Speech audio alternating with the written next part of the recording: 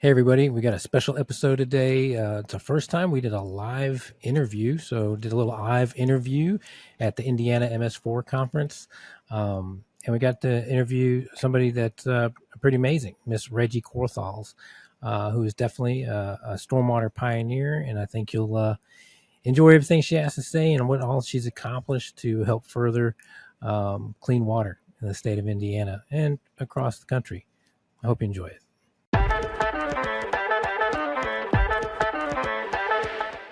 Hey there, welcome to the Stormwater World podcast. Shout out to our sponsor, Bloxam & Company. They have a sediment and erosion control stormwater inlet filter that's made of coconut fiber. I've known Eric Pierman and the gang over there at Bloxam for years. We've done business with them in the past, and we continue to do business with them to this day. It's a great product, and it's very simple to install. It comes in pads or rolls that you can customize to just about any stormwater drain, and it's very, very simple to maintain as well. You get a great visual when driving your site because you don't have to stop and look down into the drain. You can literally just put this product over the top of the drain inlet, and then you're going to see the sediment on top of it. After a rain event, you can have someone sweep it off and get prepared for the next event. They also offer a free sample, so make sure to check them out. You can go to bloxam.com, that's BLOCKSOM.com, or you can contact them at 219-363-0206, or shoot Eric an email at eric.pierman, that's PEARMAN, at bloxam.com. He can answer any of your questions you may have, as well as let you know where the closest distributor is in your area. Thanks. Let's get back to the episode. Welcome back, everybody, to a new episode of the Stormwater World podcast. I'm here with Reggie Korthals from OHM. OHM, but I, originally started with IDEM, right, and am on the board for the annual meeting. Not just the board, the creator of the Indiana MS4 meeting, correct? Yes. So I don't know if you've had a chance to listen to a lot of our episodes, but I have, especially the Ohio one, because Harry Stark is a friend, and actually he started his annual meeting the year before I did. And with guidance from EPA Region 5, I got this going. And so it was kind of like a competition because mine started in April and then he had his so we could go to both. Well, then ours moved to May, the week after his, so we don't get to go to each other's meetings. Oh, no. But we learned from them. Oh, right. Yeah. And Harry's such a good dude. He's such a good dude.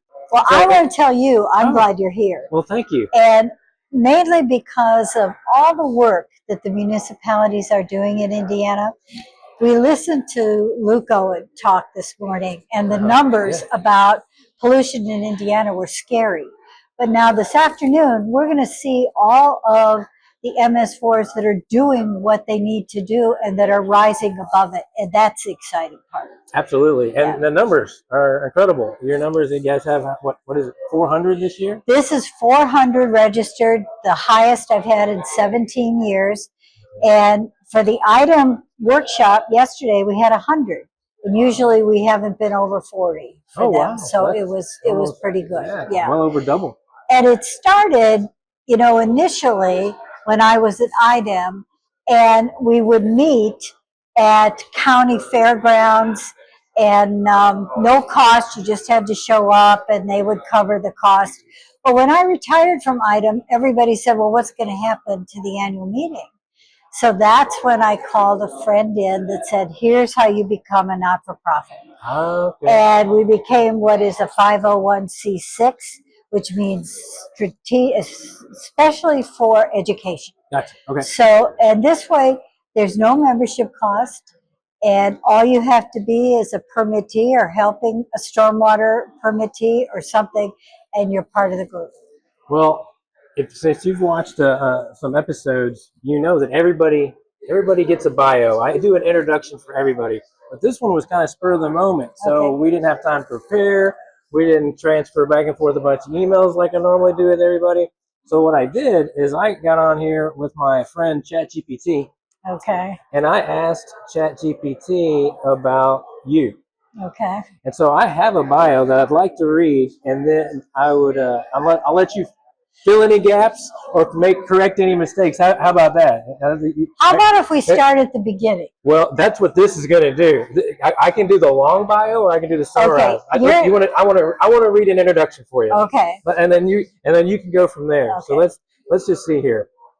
Reggie Korthals, MPA, MS4CECI, is a seasoned environmental professional with over 25 years of experience in stormwater management, environmental compliance, and public policy. Currently, she serves as the project manager for OHM Advisors in Northern Indiana, where she leads stormwater program development, client support, and regulatory guidance for municipalities across Lake, Porter, and LaPorte counties. Ms. Korthals began her career as the environmental director for the Northwest Indiana Regional Planning Commission, NIRPC, from 1999 to 2007, managing the Regional Environmental Management Policy Committee and developing initiatives in air quality, watershed planning, and land use protection. She was later appointed by IDEM Commissioner Tom Easterly to manage Indiana's Municipal Separate Storm Sewer System, MS4, MPDS permit program, working with 182 communities on compliance and technical assistance. During her tenure, she developed the Indiana MS4 Partnership annual meeting, now a nationally recognized water quality educational event. But wait, there's more. After retiring from IDEM in 2017, Ms. Korthals joined Butler, Fairman, and Seifert, where she spent nearly 6 years building a stormwater compliance program and coordinating the Northwest Indiana Stormwater Partnership. She is also the executive director of the MS4 Partnership, a nonprofit organization providing compliance assistance and networking opportunities to MS4 permit holders. Ms. Korthals holds a Master of Public Administration and Environmental Law and Policy from Indiana University's School of Public Environmental Affairs and Vermont Environmental Law College, with undergraduate degrees from Purdue University and Kent State University. An adjunct professor at Indiana University SPEA, she is a nationally recognized speaker on water resource protection and environmental policy. Her accolades include the Indiana Quality of Life Council Award and the IDEM Exceptional Service and Environmental Management Award. Beyond her professional achievements, Ms. Korthals actively supports the Green Beret Foundation and maintains a passion for teaching and public engagement. How's that for our friend ChatGPT, right? How did you do all that by 21? Well, it wasn't easy. That's amazing. But where do you want to start? I have to go back to when I was a young girl in a group some of you will know as the Campfire Girls. Yes. And it was the year John F. Kennedy was running for president, and he came to Cleveland, and he did a walk down Euclid Avenue, and they said, we need Campfire Girls to walk with them. He came over and took my hand, and I walked down the street, and you have to understand, my father loved him. So this was the greatest accomplishment for me, according to my father. So we walked down, and at the end, the future president turned and said, now I'm like 12 or 13 or something. And he said, what do you want to do when you grow up? And I said, I'm not sure. And he looked at me and pointed his finger and said, public service. And so it started as a high school debate coach, and it just grew from there. Wow. Yeah, and we had, I was the first woman debate coach in Indiana to win the state championship. And there were topics on the environment and issues that were really important to the region at the time. My grandparents came here from Sweden and started a commercial apple orchard. So there were issues involving the growing of fruit and maintaining of the property. So it's just like it kept growing, and it kept me interested. And so it just, as I tell my students today, I have 2 students that came today that were thrilled. We give student scholarships on what they're learning. And so maybe that will set them on a path to do something. Yeah. Let's talk about the partnership and like how where it came, its humble beginnings, where you are today, and then lay out the future for us.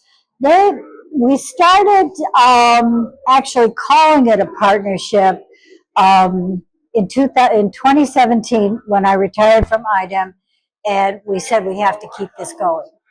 And the group of people from around the state that had helped me said, oh, we want to help. We want to stay involved. So we learned how to be a not-for-profit. We set up a board and have bylaws and all that. And people got really interested. And our very first meeting was held in the Marriott Hotel in Indianapolis. And it was a success. And it just kind of grew. How many people that time? Do you remember? Probably 200. Oh, wow, that's great. Yeah, 200, that's good. Because I think people thought they were going to get credit on their permit if they attended. But all of this is not just me. I mean, the design and the topics and everything are the board, everybody that participates. And it has been an incredible journey. I like the idea of building something and setting a map, but you're getting this. No one else has this. This is my last one. I'm going to retire at 17 years. Oh. And I will maybe do some grant writing for the partnership. Okay. But it's time for some younger people to step in and take over.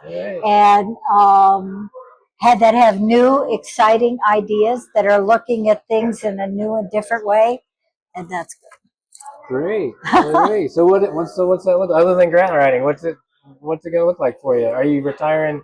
Oh no, I still have. You still be teaching? Yes, I still be teaching, but also I work with MS4s in northern Indiana, northwest Indiana, so I'll work with them. I'll do anything that the board needs help with, but the actual management of it has to shift. Time for somebody else to do some heavy lifting. Yes. The heavy lifting. And that can go in any direction. And when you see these numbers, 400, and 400 is 90, I think we said 94 or 96% of the permitted entities. So that's a huge number being here. Okay. Absolutely. And then what about the new? Didn't Indiana just have some new ones? And we have the new ones are here, and we've got some more new ones that are coming on. We've got 2 major communities, the city of Evansville and the city of Fort Wayne, that are going to be moved from phase 2 communities to phase 1 communities. This is a big step for these people. So there's new management projects and new things that they have to do to meet those requirements. So they'll be working hard on that. Gotcha. So, again, we didn't get to do any kind of planning for this sort of for our little impromptu interview here. But what would you say to those folks that didn't get a chance to attend this year, right? Would you, encouragement to attend next year, or just a message that you would have for them as far as what's going on with Indiana Stormwater that they need to be aware of, or, it's just a good opportunity. Because sometimes, people just can't make it for different various reasons. So you've got the floor, and of course this goes out to well past just Indiana, but hopefully we'll get some of those folks that may have not been able to get to hear what you have to say. So what would you like to start? It's interesting that you asked that, because I've had some comments about the possibility of putting this event online and having people join online, okay? Right. But trying to make sure that the MS4 partnership is connected to everybody else. The ANAFSM Stormwater Group, the Purdue LTAP group. So we make sure that we promote what they're doing and they promote what we're doing. So if someone couldn't attend today, I'm saying try to find time to go to Purdue, or find time to go to a NAFSM in September. Right. Check your local partnerships. You're going to see some awards today to communities that are doing great in partnership, working where you bring 5 or 8 MS4s together and you work out your problems in the area. Right. And that's, so if you're a new MS4, find someone in your area that's doing it already, and see how you can get the help that way. There's enough help out there, especially not only new MS4s, But you know, every couple of years we have new elected officials that don't know what this is. So trying to teach them that this is what your community is responsible for. Let's move ahead, especially in today's political arena. Things are changing, so we want to make sure people are informed. They have the best information possible to share with others. Yeah, I would agree with that. And as much as an online guy that I am, I definitely think there's something to be said for the relationships that get built in real life at these conferences. So if you can't make this one, I think that's a great suggestion. Try to find something else that's going on, like Pay Dirt, right? So Pay Dirt was a great. They did a great job. Elkhart did earlier in the year, and then Hamilton. They're going to Hamilton County. Is jumping in there in August. Yeah, so it's the creation of an issue that really isn't in the stormwater permit, and that's the relationship of stormwater issues to agriculture. And it was amazing when we were there. Things I just didn't even think of. I always just think of the combativeness between the groups because everybody wants to point their finger. You know what I mean? Like oh, they're exempt and oh this, you know. But when they came together, it was very cool. It was very like educational, understanding each other's point of view. And then from the do it again in Hamilton, I think it's going to be a great opportunity in August. Purdue has played a big part in that because the soil and water conservation districts are part of that, and they look at, and some of them have more input than others. So when we look at what Elkhart County is doing, being able to take that map to Hamilton County, there are a couple of others that want to do the same thing and get that going. You know, they've had a good response. I'm glad to see it growing. Yeah, pre-conference, Joe and Amanda came on the podcast and we talked about the partnership, and then he had already told me that somebody from another state reached out to him and was like, how do we get this set up in our state? Yeah. So that's pretty cool. That is. Years ago, I was still at item EPA Region 5. There was a gentleman there named Brian Bell, and he managed the stormwater program. He said, you know, I'd love to see Indiana, Ohio, and Kentucky do something together. Okay. And it had its merits, but trying to get all that to happen is difficult. So we have those from here that go to Ohio conference. Some Ohio people come here, so we're able to share things that way. But I think having a big regional conference is... You think it might be tough? Yeah. Tough to do? Yeah. Well, you've created such a legacy here, and it is so awesome to have a chance to sit down with you. Yes. Do you have any kind of final thoughts, anything you would just like to share with the stormwater world community out there? Things that you've seen? I would say making sure as an MS4 coordinator that your elected officials know what and why you're doing it, and especially if they're new, and the importance to your community on having clean water and the long-term impact to your community, no matter what watershed you're in, that it's so important whether you are fishing in Lake Michigan or fishing in the Ohio River. You need to make sure that that water is clean. And if you're passionate about it, you will share that with the elected officials. That change a lot more. Right, and you have to speak to them in a way in which they'll understand it, or not necessarily down the weeds like we get at these conferences, but to a level of which they just have enough buy-in to where they'll let you have the freedom to do your job, right, and to make an impact. So you got to go this way to come back to and go get that way. Yeah, and the way to do that is you think about why someone runs for office, because they want to represent all the people in their community. So explaining, and I did this to a mayor a few weeks ago, is that this is what you're doing for all your constituents. This is how all these groups of homeowners are going to benefit. And it was like, oh, okay. Right, and then how do we create a campaign to make the mayor look like a hero Yeah. for all of this good thing? He's good. I mean, it's just the way of the world, right? Absolutely. Let him have the credit while we, make the impact on the water for everybody's benefit. Right? It is. That's a great tip. A big thing too is you doing this. you coming here and being able to interact, not just with myself, but with others, and being able to help get that message out there. That's really important. Yeah, and I've probably said it on multiple podcasts, and I haven't figured it out yet, but at some point, hopefully we can figure a way to turn it inside out, because I feel like we talk to each other a lot. Yep. In the echo chamber, I say that probably too much. And like, how do we make stormwater cool enough to get the public to be interested, right? They're interested if their house is flooding. They're very interested in getting that water out of their house and keeping it out of their house. But all the other things that go into stormwater and water quality, a little bit more difficult to get them involved. And get new people. I was just introduced to the young man from Valparaiso University. He just graduated yesterday, and he's now going to be the university's MS4 coordinator. So he's ready to learn and learn everything. I have a couple at Indiana University Northwest, the same way. They want to get out. They want to understand what it is that's going on and how they can help. So it's teaching is constant, okay? And you never can hear it enough, and you never can get too much. Right.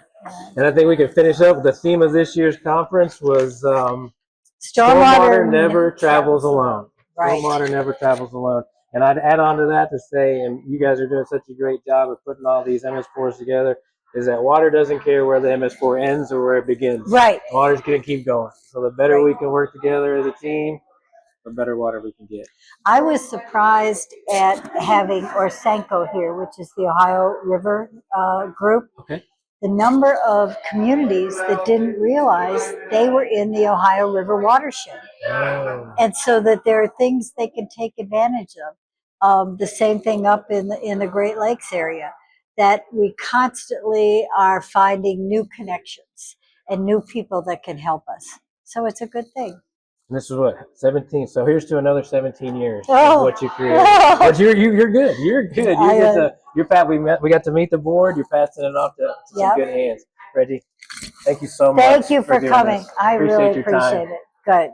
Thanks for listening to this episode of the Stormwater World Podcast. And a big thank you to our sponsor, Bloxam & Company, home of the coconut fiber stormwater inlet filter. That is super easy to install and maintain. Make sure you go check them out at Bloxam & Company. You can check them out at bloxam.com. That's BLOCKSOM.com. And we'll see you on the next episode.